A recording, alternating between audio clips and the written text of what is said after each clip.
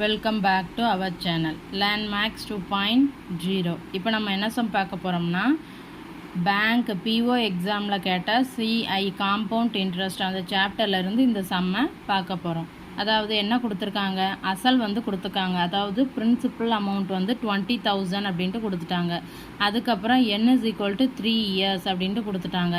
அதுக்கப்புறம் என்ன கொடுத்துருக்காங்க, சிம்பிள் இன்ட்ரெஸ்ட் அதாவது தனி வட்டி வந்து 7,200 ரூபாய் அப்படின்ட்டு கொடுத்துட்டாங்க.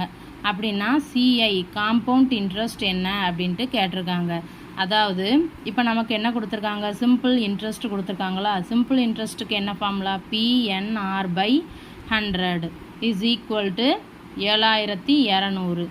சரியா. இப்போ நமக்கு P என்ன, பிரின்சிபல் அமௌண்ட் வந்து 20,000 இன்ட்டு N வந்து எத்தனை 3, R வந்து தெரியாது, நம்ம தான் கண்டுபிடிக்கணும். இது divided by 100 is equal to 7,200. இப்போ இதை நம்ம அடிக்கலாமா.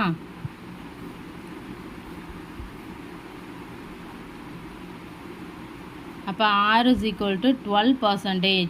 அப்போ நமக்கு கொடுத்துருக்கக்கூடிய சிம்பிள் இன்ட்ரெஸ்ட்டு, அதுக்கப்புறம் பிரின்சிபல் அமௌண்ட், அதுக்கப்புறம் N, இந்த மூணுத்தையும் வச்சு நம்ம ரேட் ஆஃப் இன்ட்ரெஸ்ட்டு வட்டி விகிதம் கண்டுபிடிச்சிட்டோம். இப்போ நமக்கு என்ன கேட்டிருக்காங்க, சேம் பிரின்சிபல் அமௌண்ட், அப்புறம் இயர்ஸும் சேம் தான், அதுக்கப்புறம் வட்டி விகிதமும் சேம் தான். இப்போ நம்ம வந்து என்ன கேட்டிருக்காங்க, காம்பவுண்ட் இன்ட்ரெஸ்ட் என்ன அப்படின்ட்டு கேட்டிருக்காங்க. நமக்கு வந்து காம்பவுண்ட் இன்ட்ரெஸ்ட்டில் டோட்டல் அமௌண்ட்டுக்கு என்ன ஃபார்முலா தெரியும், P × 1 + R/100 ஹோல் பவர் என்னன்னு தெரியுமா. ஸோ அப்போ நம்ம டோட்டல் அமௌண்ட்டை கண்டுபிடிச்சிட்டு அதிலிருந்து காம்பவுண்ட் இன்ட்ரெஸ்ட்டை கால்குலேட் பண்ணிக்கிடலாம். இப்போ வந்து அப்போ A இஸ் ஈக்குவல் டு என்ன வரும், P வந்து என்ன, பிரின்சிபல் அமௌண்ட் வந்து 20,000, 1 + R வந்து என்ன கண்டுபிடிச்சி வச்சுருக்கோம், 12/100 ஹோல் பவர் N வந்து எத்தனை 3. அதை கூட நம்ம நெக்ஸ்ட் ஸ்டெப்பில் எழுதிக்கலாம். 20,000 1 + இதை நான் அடிக்க போகிறேன்.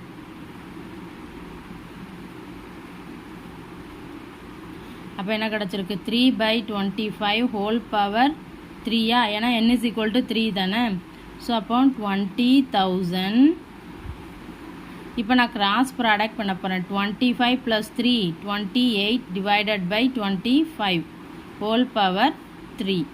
அப்போ 20,000 இன்ட்டு 28 எத்தனை டைம்ஸ் போடணும், 3 டைம்ஸ் போடணும்.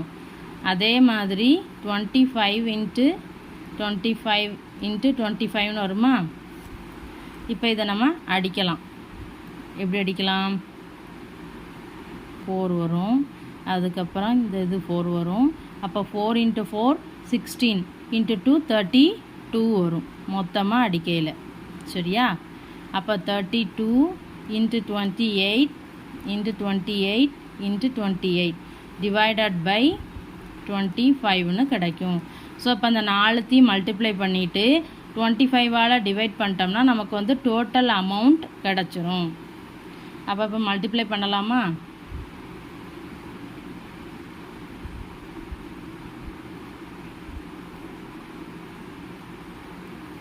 அகைன் 28ஆல் மல்டிப்ளை பண்ணணும்.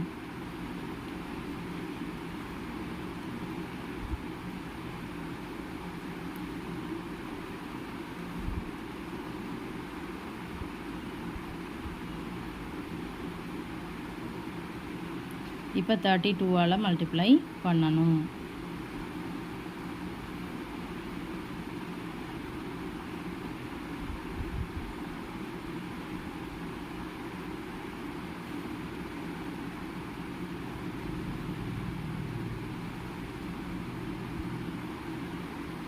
அப்போ கீழே டிவைடட் பை 25ன்னு இருக்கா. நான் இப்போ என்ன பண்ண போகிறேன், மேலங்கீழையும் 4ஆல் மல்டிப்ளை பண்ண போகிறேன். ஏன்னா இப்போ இவ்வளோ பெரிய நம்பரை நம்ம 25ஆல் டிவைட் பண்ணிக்கிட்டு இருந்தால் அது கொஞ்சம் லாங்காக போய்கிட்டு இருக்கும். இதே இது இப்போ நம்ம மேலங்கீழையும் மல்டிப்ளை பண்ணையில் இது என்ன ஆகும், இப்போ டைரெக்டாக இதை நம்ம வந்து மல்டிப்ளை பண்ணிக்கலாம்.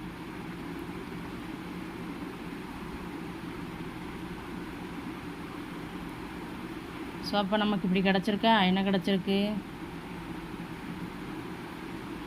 கீழே என்ன ஆகும், 25 × 4 வந்து 100ன்னு ஆகுமா.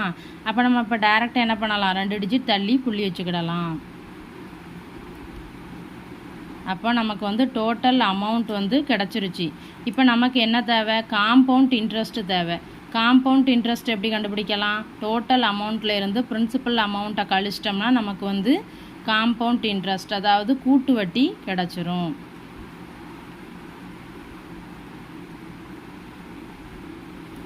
ஸோ அப்போ ஆன்சர் இஸ் 8,098 rupees 56 paise.